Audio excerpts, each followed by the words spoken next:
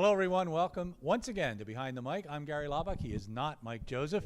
It's John Leone filling in for Mike again this week, and we do appreciate when John takes the time to do that. Big football game coming up against Bucknell. Lafayette 2-0 in the Patriot League, and it's just Patriot League games from this point on. So, John, I will start by saying let's completely forget about Harvard. It has no meaning at all. Yeah, well, it's homecoming weekend, and it couldn't come at a better time for the Lafayette football team because they're coming home after a game that kind of fell into the schedule at the most inopportune time. When you think about the momentum and the psychological state of this team, after two great Patriot League wins, they were riding this crest of success, really believing, and then they've got to go up and face a really tough Harvard team on the road. So you hope they can kind of put that game in the rearview mirror, get back to the task at hand, and build on this 2-0 start. The only thing about that football game that makes me a little nervous, and we haven't talked at all season about it, and that means they probably were doing a great job. Special teams, particularly on kickoff coverage, not very good at all, and let's hope that gets all cleaned up by this week. Well, for those of you who are superstitious out there, Gary, remember at the last media luncheon, we did talk about special teams, and we talked about how effective they were. It was just terrific. It was really one of the bright spots, and again, so far their success in the Patriot League has been built on defense and special teams, and you're right. You take out, and again, you know, if I had better grades, I'd have been a Rhodes Scholar, so you can't say what. However, you do take out those two or three special teams plays, and you never know what could happen. For sure. All right, Joe Susan brings the Bucknell Bison into town. They're 0-1 in the Patriot League, but 3-3 overall. Again, ironically, they're one of the few teams that had a great deal of success in their independent schedule, their non-conference schedule. And, in fact, they're coming off a terrific win over Cornell, a team that beat Harvard the week before. So that makes this a very scary football team. Now, the other game that jumps out at me is their win over Sacred Heart, and we saw what Sacred Heart could do. So this is a team that does it with defense. Now, again, you know, that's why they play the games. There are certain things you can predict.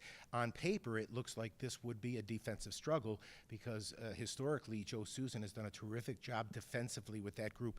They're at or near the top. Actually, they're the top-ranked defense, number one against the run, number two against the pass. So this is a tall order for a Lafayette offense that is still finding its way against a defense at Bucknell that is outstanding. Unless you get too nervous about the things we've said so far, their loss did come to against Holy Cross as they shut them out, as Holy Cross shut Bucknell out by a 20-0 score. And ironically, this past week, Tom Gilmore was fired as the head coach at Holy Cross. So right now they have an interim who is the offensive coordinator. So a lot of interesting things happening in the Patriot League and unusual things. And it has not been a good year against non-conference foes for most teams, not so much for Bucknell. As you look at this ball club, John, they've got two quarterbacks that have been playing all year. John Charlanzio, of course, is Luke's brother who played here at Lafayette, and Matt Mew. Although Mew did not play in the last game, their numbers are very similar in total for the season. We don't know if Mew's hurt. Very often teams don't tell you anymore about injury. Yeah, they really play it close to the vest, and we talked about it being homecoming for Lafayette. Well, it's a kind of a family weekend for Bucknell, because I'm sure that John would follow older brother Luke here and has been to the campus on more than one or two occasions. But there's also, Gary, that old adage that if you've got two quarterbacks, you really don't have any. I think Bucknell could be waiting for one of these players to emerge and really establish himself as the go-to guy.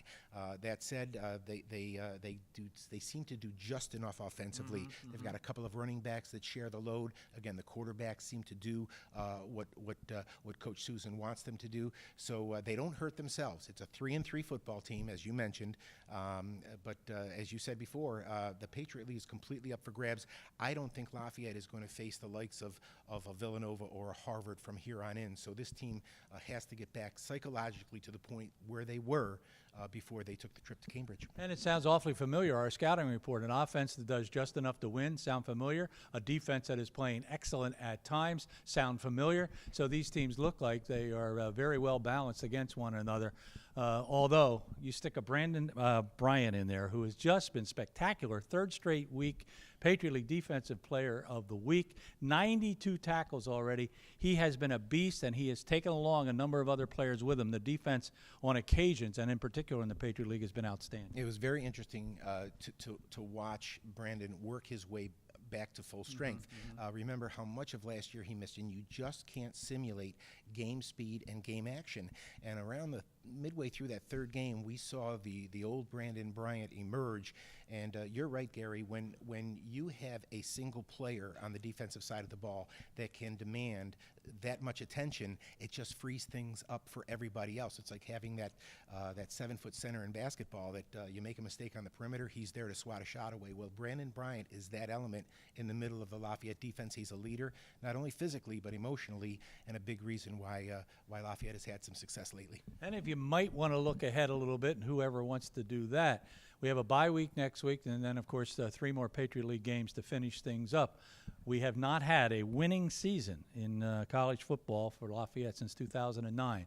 If they win out, they will have a winning season, and that has to be in the back of the minds of these players turning things around here at Lafayette College. I can't imagine it not being a really good football game on Saturday afternoon. John will be on the sidelines, Mike will be in the booth with myself, and we certainly invite you to join us if you cannot get to Fisher Stadium. It is a 3:30 start. It's on the Lafayette Sports Network. It's on the Patriot League Network. For John, I'm Gary. Thanks for coming behind the mic.